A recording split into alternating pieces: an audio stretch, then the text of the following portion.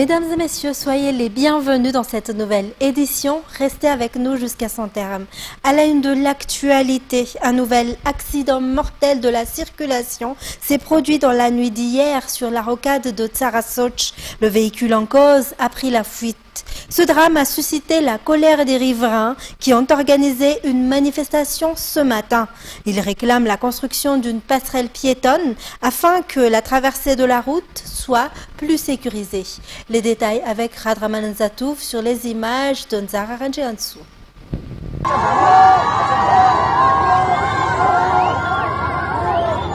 Un père et sa fille qui traversaient au niveau d'un passage piéton ont été percutés par un véhicule hier dans la soirée. Selon les proches des victimes, le père de famille était venu chercher sa fille qui rentrait de son travail aux alentours de 19h30. Transportée d'urgence vers un centre de soins, la jeune femme a succombé à ses blessures en cours de route. Son père, quant à lui, était toujours hospitalisé au moment de notre passage ce midi. D'après la famille, le conducteur responsable de l'accident a pris la fuite. Ce drame a provoqué la colère des habitants du quartier qui ont organisé une manifestation ce matin. Des pneus ont été incendiés et la circulation a été bloquée. Selon la famille endeuillée, c'est la 3e fois qu'elle perd un proche dans un accident de la circulation sur cet axe. À chaque fois, les véhicules impliqués ont pris la fuite. Les habitants de Tsarasoch réclament la construction d'une passerelle piétonne afin d'éviter que de tels drames ne se reproduisent. Ce n'est pas la première fois que les riverains de Tsarasoch manifestent pour réclamer une meilleure sécurisation de cette route où les accidents sont fréquents.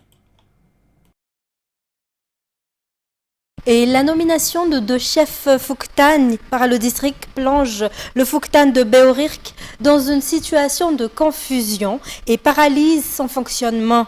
Les habitants dénoncent une décision motivée par des considérations politiques. Selon nos sources, le chef de Fouktan nouvellement nommé chercherait également à imposer son autorité par la force. Reportage.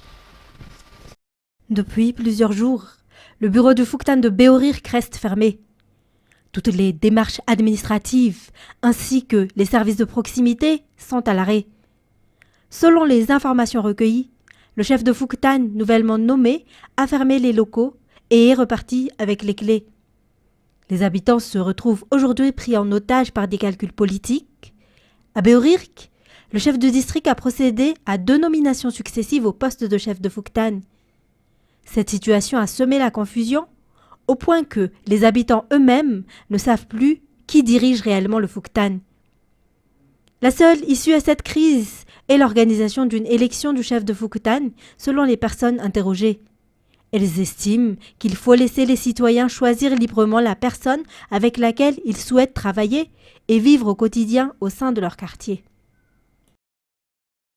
Toujours dans les actualités sociales, les diplômés des écoles normales supérieures dans tout Madagascar invitent l'État à respecter les engagements pris dans le protocole d'accord signé avec leurs représentants. Ils dénoncent l'absence de réponses concrètes à leurs revendications, notamment concernant leur intégration au sein de la fonction publique. Reportage. Les diplômés des écoles normales supérieures dans tout Madagascar unissent leurs voix. Ainsi, plus de 3000 normaliens affirment aujourd'hui que les engagements pris à leur égard n'ont toujours pas été respectés. Ils estiment que leurs revendications sont ignorées et demandent l'application des dispositions prévues dans le protocole d'accord signé avec l'État. Ces normaliens disent avoir déjà multiplié les démarches auprès des autorités compétentes. Néanmoins, ils déplorent l'absence d'avancées concrètes. Formés pour enseigner dans les collèges et les lycées, ils réclament principalement leur intégration au sein de la fonction publique, conformément aux engagements qui leur avaient été annoncés. Pour rappel, Madagascar compte actuellement 6 écoles normales supérieures qui relèvent directement du ministère de l'Éducation nationale. Les diplômés espèrent désormais une réponse officielle, sinon un durcissement de leur mouvement pourrait être envisagé. Et dans le domaine de l'éducation, les épreuves du baccalauréat, l'examen officiel de fin d'études secondaires, débuteront ce lundi 20 juillet. Les dispositifs de sécurisation des sujets ainsi que l'organisation dans les centres d'examen sont déjà en place, selon le président de l'université d'Antananarivo, Khadraman Zatouf, pour plus de détails. 233 538 candidats prendront part aux épreuves du baccalauréat à partir de ce lundi. Les examens se dérouleront sur 4 jours pour les candidats ayant déjà effectué les épreuves d'éducation physique et sportive. En revanche, ils s'achèveront vendredi matin pour ceux qui passeront l'épreuve écrite de PS. Les différentes entités concernées ont déjà mis en place les mesures nécessaires pour garantir la sécurité et la confidentialité des sujets d'examen. Les candidats ne doivent donc pas se laisser influencer par les rumeurs faisant état de prétendues fuites de sujets avant les épreuves, a souligné le président de l'université d'Antananarivo. Des inspections ont également été réalisées dans les centres d'examen. Les établissements ne remplissant pas les conditions requises ont été retirés de la liste des centres retenus, a-t-il précisé. Les candidats sont invités à se présenter dans leur centre d'examen dès 6 heures du matin lors de la première journée des épreuves, ce lundi, a rappelé le président de l'université. Et le taux de réussite de BEPC pour l'année scolaire 2025-2026 se situe globalement entre 50 et 65% à travers tout le pays. Toutefois, certaines Cisco affichent les taux dépassant les 90%, tandis que d'autres enregistrent des résultats plus faibles, autour de 22%. Reportage.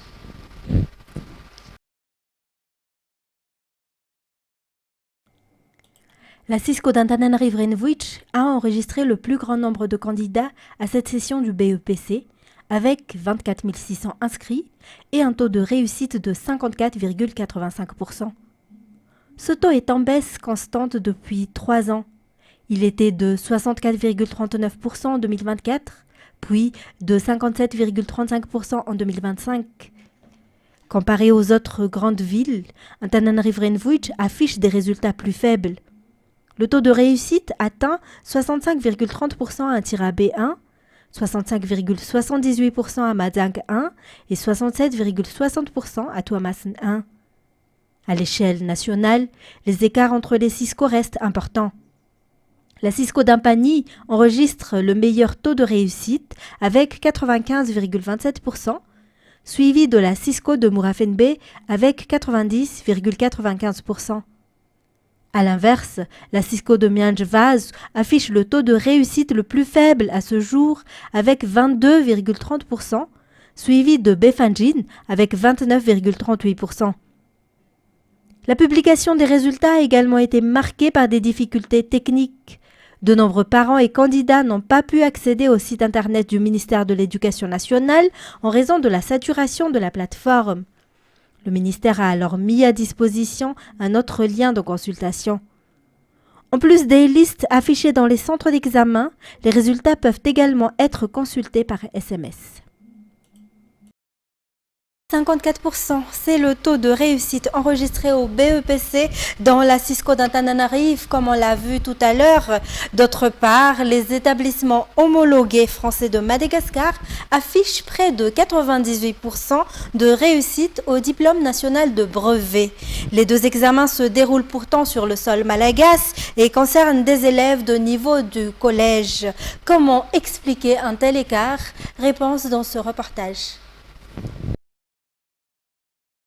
À première vue, les chiffres surprennent. D'un côté, un collégien sur 2 seulement obtient son BEPC.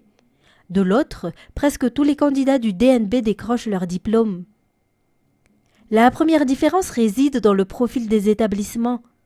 Les écoles françaises de Madagascar disposent généralement de classes moins chargées, d'équipements pédagogiques plus nombreux, d'un accès facilité aux ressources numériques et d'un suivi individualisé des élèves. A l'inverse, dans de nombreux collèges malagasy, surtout publics, les enseignants doivent faire face à des effectifs parfois très élevés, à un manque de matériel pédagogique et à des conditions d'apprentissage souvent plus difficiles. Autre différence, le mode d'évaluation. Le DNB français ne repose pas uniquement sur les épreuves finales. Une partie importante de la note est attribuée grâce au contrôle continu qui valorise le travail de l'élève tout au long de l'année scolaire. Le BEPC, lui, dépend essentiellement des résultats obtenus lors de l'examen national. Mais ces chiffres ne traduisent pas uniquement une différence de niveau. Les élèves inscrits dans les établissements français représentent une population particulière. Les frais de scolarité souvent élevés limitent l'accès à ces établissements et les familles disposent davantage de moyens pour accompagner la scolarité de leurs enfants. Mais une question demeure alors. Si les élèves du BEPC bénéficiaient des mêmes conditions d'encadrement, des mêmes ressources pédagogiques et du même accompagnement que ceux préparant le DNB, les résultats seraient-ils différents ? Au-delà des statistiques, c'est peut-être cette interrogation qui mérite aujourd'hui d'être posée. Et le programme est particulièrement chargé pour celles et ceux qui souhaitent profiter des événements culturels ce week-end. Les détails dans ce reportage de Natera Koutmav. Luc, Ina et Boulatinté seront en concert ce vendredi à partir de 20h30 au Piment Café. Le Dospu Bambuipu propose une soirée double ambiance avec Anderson Zozob et clavier dès 21h. Le groupe Level se produit au Grischak Haïvinge depuis 19h30 ce vendredi. Samuel sera en concert au Bypass Station à partir de 20h. Le groupe Gascal se produit au Le Quartet Bypass depuis 18h30. À Tirabé, Dame et Mami Basta présentent le cabaret Taddoukang chez Valahar à Café ce vendredi à partir de 20h. À Fenaransu, Betaura anime une soirée intitulée Al Nakam Smev Onyx Food and Drink à Tarandoul depuis 19h. En Bilbé, Anatal donnera un showcase au Le Passage à partir de 21h, accompagné de DJ Flammarion et DJ Van. À Thomas, Capitaine au Grand Complet assurera également l'ambiance à partir de 21h à Antanandav Anzingu. Demain samedi, Belou se produira au sous-sol du No Comment Bar à partir de 20h. Anatal retrouvera également son public à Mbans, au La Concorde, toujours accompagné de DJ Flammarion et DJ Van. Toujours samedi, à l'Espace Az à Myrtiantousk, Tiakour Akerev Lolo avec son groupe montrant sur scène dès 20h30.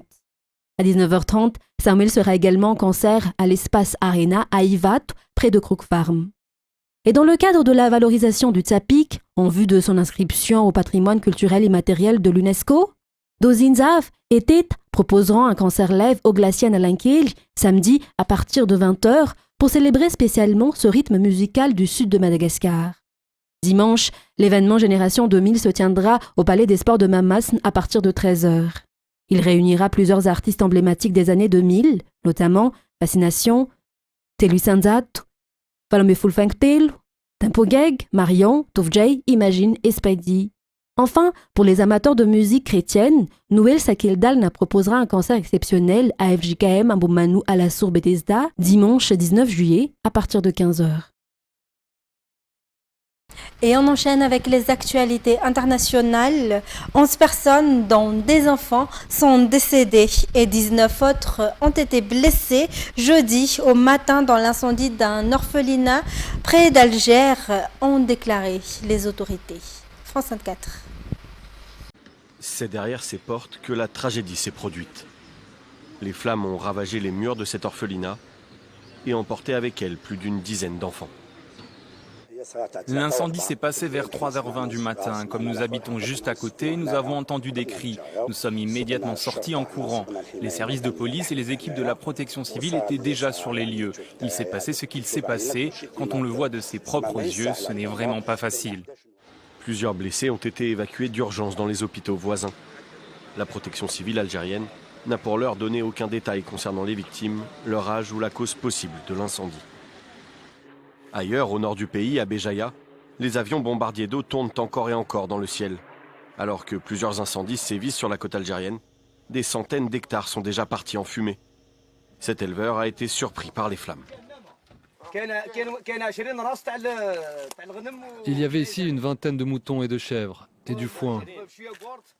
Et un âne brûlé à tel point que ses os ont fondu, et ceux des autres animaux aussi. L'incendie était si intense que même le fer a fondu. L'armée a été envoyée en renfort. En une semaine, le nord de l'Algérie aurait enregistré plus de 930 départs de feu. Les incendies sont fréquents à cette saison, mais ceux de cet été sont d'une ampleur inhabituelle. Selon le ministère de l'Agriculture, leur intensité s'expliquerait aussi par une densité de végétation nettement supérieure aux autres années, liée aux fortes pluies de l'hiver. Et les États-Unis ont bombardé l'Iran pour la 6e nuit consécutive ce jour et Téhéran les a accusés d'avoir fait des victimes en visant des infrastructures civiles, tandis que plusieurs pays alliés de Washington au Moyen-Orient ont dit avoir été ciblés par des attaques, marquant une nouvelle intensification du conflit. France 24. 6e nuit consécutive de frappes américaines sur l'Iran. Les États-Unis maintiennent la pression sur Téhéran et visent une nouvelle fois le sud du pays. 2 ponts ont été touchés à Bandar Kamir, une gare à Bandar Abbas et un aéroport à Iranchar selon les médias iraniens. La ville où se trouve la seule centrale nucléaire du pays a aussi été touchée. En mer, les États-Unis ont pris d'assaut un navire commercial. Il s'agissait d'une vérification selon l'armée. Washington impose un blocus maritime sur les ports iraniens. Une escalade constante. Mais la voie diplomatique reste ouverte, selon la Maison-Blanche. Les Iraniens ont fait savoir qu'ils veulent toujours conclure un accord avec le président. Nous leur parlons, mais encore une fois, le président ne va pas les autoriser à tirer sur des navires dans le détroit sans en payer les conséquences. Le président les tient responsables quand ils tournent le dos aux engagements qu'ils ont pris envers les États-Unis. Mais en même temps, il est toujours ouvert à la diplomatie. Téhéran a répliqué par de nouveaux tirs de missiles sur les alliés des Américains dans la région. Au Koweït, l'armée fait face à des drones et des missiles. Les sirènes ont retenti dans les rues, comme à Bahreïn, où l'Iran affirme avoir visé des aéronefs américains. En Jordanie, les Iraniens affirment eux avoir lancé une attaque de drone. Symbole de haine à Téhéran, une affiche géante montrant Trump dans un cercueil a été déployée sur un axe très fréquenté. Les affrontements entre États-Unis et Iran ont repris le 7 juillet après des attaques iraniennes contre des navires dans le détroit d'Ormuz qui ne respectaient pas la route imposée par Téhéran. Il est désormais fermé par l'Iran. Confiance retrouvée. La France et le Maroc ont affiché à l'occasion d'une visite du Premier ministre Sébastien Lecornu à Rabat le réchauffement engagé par Emmanuel Macron et le roi Mohamed VI, dont une visite à Paris est à prévoir. France 24. Face à Sébastien Lecornu et son homologue marocain, une suite d'accords est signée dans les secteurs des transports et de l'énergie. La coopération est aussi maintenue dans la lutte contre la criminalité organisée et le narcotrafic. Une entente consacrée entre Paris et Rabat lors de cette instance de dialogue appelée rencontre de haut niveau. Elle ne s'était pas réunie depuis des années. La dernière réunion de haut niveau entre les gouvernements de nos 2 pays remonte à 7 ans. Depuis lors, le contexte a profondément évolué. Cela confère à notre rencontre d'aujourd'hui une importance particulière.